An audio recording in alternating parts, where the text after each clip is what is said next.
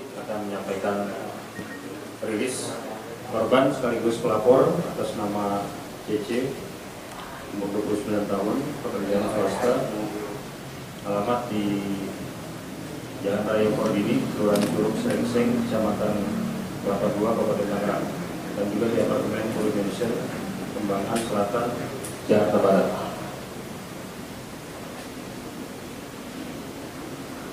Tersangka atau pelaku atas nama MGS alias Gonggong, umur 25 tahun, laki-laki, alamat di Kelurahan Ceger, Kecamatan Cipayung, Jakarta Timur.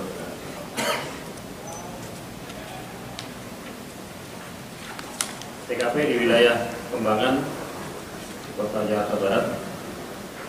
Adapun untuk kronologis peristiwa dapat disampaikan berawal pada hari Senin, tanggal 25 Maret 2024, kurang lebih sekitar pukul 19.50 WIB, di mana korban atas nama CC memesan taksi melalui aplikasi online untuk menjemput dari mal di kawasan Tanjung Duren, Jakarta Barat, dengan tujuan ke apartemen di wilayah Kembangan, Jakarta Barat.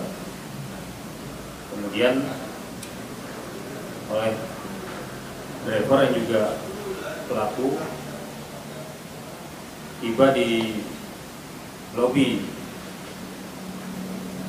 mal di Tanjung Duren pada pukul 19.55 dengan menggunakan mobil Toyota Avanza warna hitam, nopol B2048 TIA. Kemudian korban langsung masuk ke mobil dan pengemudi berangkat menuju tempat tujuan, itu di kawasan apartemen di Kembangan, Jakarta Barat. Keluar dari mal di wilayah Tanjung Duren, supir ataupun pelaku masuk ke arah Jalan Arjuna, dan ketika mendekati wilayah Kembangan, pelaku memasukkan kendaraannya ke tol arah Tangerang. Kemudian korban merasa curiga dan menanyakan kenapa dimasukkan ke dalam tol. Namun tiba-tiba pelaku ataupun supir ini langsung menyodorkan handphonenya ke korban sambil meminta dan memaksa korban untuk mentransfer sejumlah uang. Karena kaget, korban juga menanyakan, ini uang untuk apa? Pokoknya ditransfer ke rekening ini sejumlah 100 juta rupiah. Karena pelaku gelagatnya sambil mengancam dan memaksa korban untuk mentransfer sejumlah uang, akhirnya korban ketika kendaraan melaju dengan kecepatan yang lebih lambat berupaya untuk keluar dari mobil dan melarikan diri. Ketika akan dimasukkan ke dalam mobil, korban dan pelaku bertemu dengan orang yang kebetulan melintas di area jalan di luar jalan tol. Kemudian seketika korban langsung berteriak dan mengatakan bahwa yang bersangkutan akan dirampok.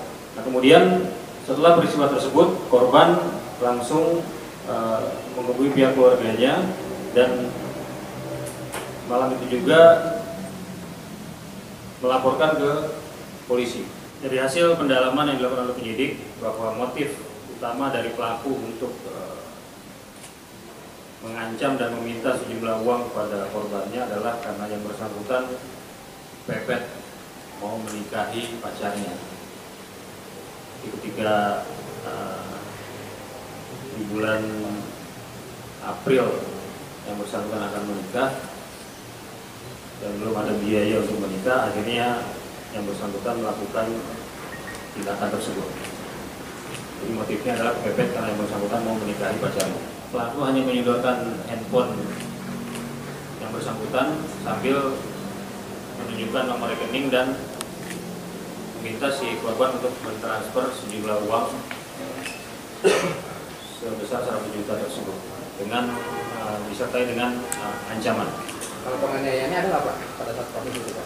Yang bersangkutan hanya ketika proses menangkap korban ketika berupaya melarikan diri, kemudian ditangkap, itu ada upaya menyeret korban dengan memegang tangannya karena korban juga melakukan perlawanan, sehingga ketika korban jatuh dan korban ditarik itu ada seperti luka lebam yang akhirnya kita sarankan untuk dilakukan visum ke rumah sakit.